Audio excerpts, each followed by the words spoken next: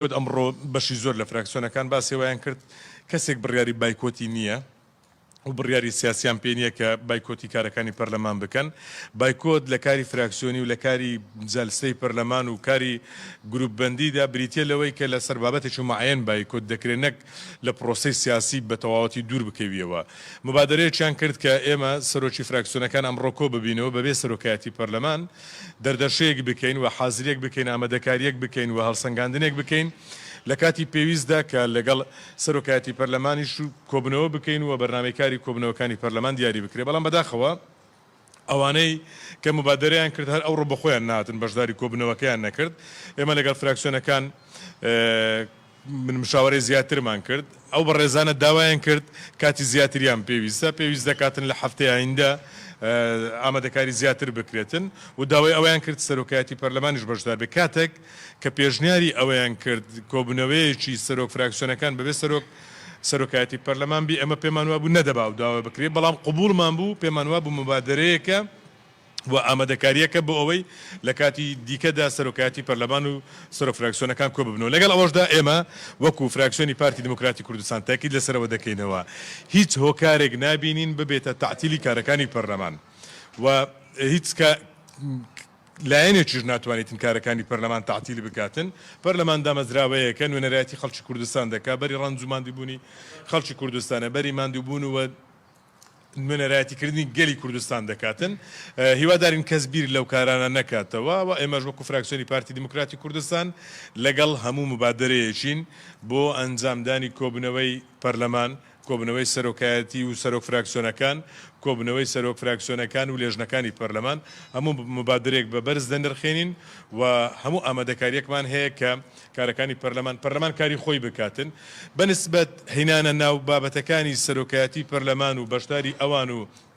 بەشداری نەکردنی ئەوان، ئێمە پێمان وایە سەرۆکایەتی پەرلەمان دەبێت دوور بن.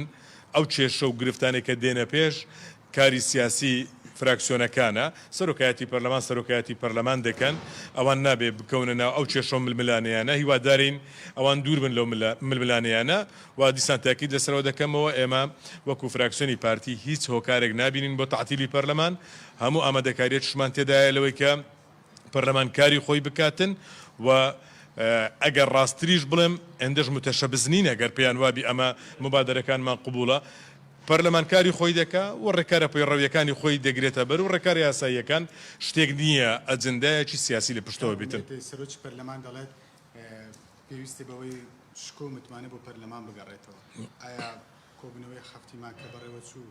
ئەمە شکاندنی شکۆی پەرلەمان بوو یاخود جێبەجێکردنی پێڕەوی ناوخۆی پەرلەمان؟ ئەمن لە پێشتر گوتم نامانەوێت سەرۆکایەتی پەرلەمان بەشێک بی لەو کێشانە، قسەکانی منیش نەبێتە بەشێک لە وەڵامی بەڕێز سەرۆکی پەرلەمان، بەڵام ئەگە و قسەی کردی قسەیەکی خراپە لەبەرەوەی یەکەم شت شکۆی پەرلەمان نەشتێنرایە، دووەم کارێک نەکرایە لە دەرەوەی یاسا و پەیڕەوی ناوخۆی پەرلەمان بیتن، سێەم سەرۆکی پەرلەمان هیوادارین بەشێک بی لە چارەسەریەکان. دیسان تاکید دەکەینەوە سەرۆک و جێگر و سکرتێری پەرلەمان ئێمە بە نوێنەری هیچ حزبێک نایان بینین. ڕاستە کاندیدی حزبێک بوونە بە تەوافقی سیاسی کرایە، ئەمە ئەوان وەکو سەرۆک و جێگر و سکرتێری پەرلەمان دەبینین ئەگەر گرفتێکیش و ناتێگەیشتنێکی شەیە فراکسیۆنەکان دەتوانین کارەکانی خۆمان بکەین. هیوادارین ئەوان نێنە ناو بابەتە.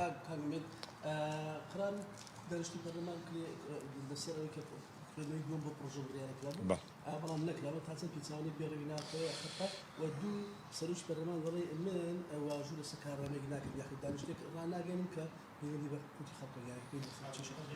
بەنسبەت ئەو کۆبنەوەی کە دەبواە ئەمڕۆ دوایین ڕۆژی ماوەی پێڕەوەی بوو دەبواە کۆ ببینەوە خوێندنەوەی سێم بۆ پرۆژە بڕیارە بکرێتن، بەڵام بەداخەوە بۆ ئاراستەی بردرا کۆبنەوەکە نەکرا. هەرچەندە ڕێکاری دیکە هەیە دەکرێت لە جێگای دیکەی مادەی پێڕەوی بە جۆری دیکە مەعالەجە بکرێەوە خەلفێتێکی شێ لە ڕابردوودا لە پرۆژە یاسای دیکەژە و کارەمان هەبوو چەند ڕۆژێک درەنگ کەوتێ پرۆژە یاسای مادە هۆشبەرەکان هەمان بابەت و تۆزێک درەنگتر کەوت. بەنسبەت سەرۆکی پەرلەمان دیسان تاکید دەکەمەوە من پێم خۆش نییە هیچ وەڵامێکم لە بۆ سەرۆکی پەرلەمانە بیتن، چونکە دیسان دەڵێمەوە سەرۆکایەتی پەرلەمان وەکو سەرۆکایەتی پەرلەمان دەبینین، بەڵام ئەو قسەیەش دیسان نامەنتەقی تێدا هەیە. لە چی هیچ واژوو لەسەر هیچ پرۆژەیەک ناکەم کە لە بەرژۆندی خەڵکی پەرلەمان دەبی هەموو کارەکانی لە بەرژۆندی خەڵکی کوردستان بی. ئەو پەرلەمانە نوێنەرایەتی خەڵکی کوردستان دەکەن ناکری هیچ کارێک بکە لەبەر ژۆندی خەڵکی کوردستان نەبی یان دژی خەڵکی کوردستان بیتن ئەوانە مبەڕڕاتن دیسان تاکید دەکەین و هیچ مبەڕاتێکیش نییە کارەکانی پەرلەمانی پێ تعتیل بکرێتن بەپێی ئەو بابەتانەی کە ئەو ڕەباز کرا و ئەو گفتوگویانەی لەگە فراکسیۆنەکان کرا هیوادارین بتوانین لە هەفتەی داهاتوو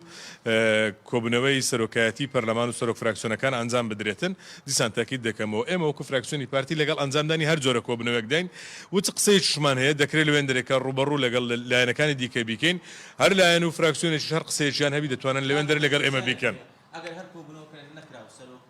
سەرۆکی پەرلەمان واژۆی هیچ دانیشتێکی نەکرد کۆدۆخەکە بەم شێوەیە بەردەوام بوو ئێوە وەکو پارتی کۆبنەوە دەکەن بە زۆرینی دەنگ هەر بابەتێک تێپەڕێنن خوا نەخواستە پەرلەمان تعتیل بێتن بەشی شێر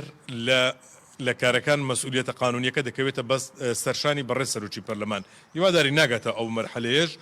ئێمە لەگەڵ زۆرینە و کەمینەنینە لە ڕابردووشدا فراکسیۆنی پارتی سەرکردایەتی پارتی تاکیدی کردوتەوە لە بۆ هەموو لایەنێک زۆرینە و کەمینە لە لای پارتی بریتیە لەوەی لە پێناو ئارامی لە پێناو خۆشگوزەرانی لە پێناو حکومڕانیەکی باشتر لە پێناو یەکگرتووبوونی خاچی کوردستاندا دەبێتن زۆرینە و کەمینە لە پێناو ئەو نابێت کە ئەو بابەتە بچووکەی کە ئەمڕ لە هەفتی مانگ لە پەرلەمان بوو و خەریکە ئەوەندە گەورە دەکرێمە بە بابەتێکی زۆر ئاسایی و یاسایی دەبینین و فەرموو لە پەرلەمانی بەغداش و لە پەرلەمانی هەموو دنیا ئەو کارە هەیە ناکرێت بابەتەکە ئەوەندە گەورە بکرێتن هیوادارین کۆبوونەوەکان بکرێتن هیوادارین ڕێچکەی ئەساسی خۆی پەرلەمان بگرێتە بەر و زۆر سپاس سەرۆکی فراکسیۆنا پارتی لە پەرلەمێنتا کوردستانê bû ku Evrûkiya civîna di nîvbera fraksiyonê Parlamenta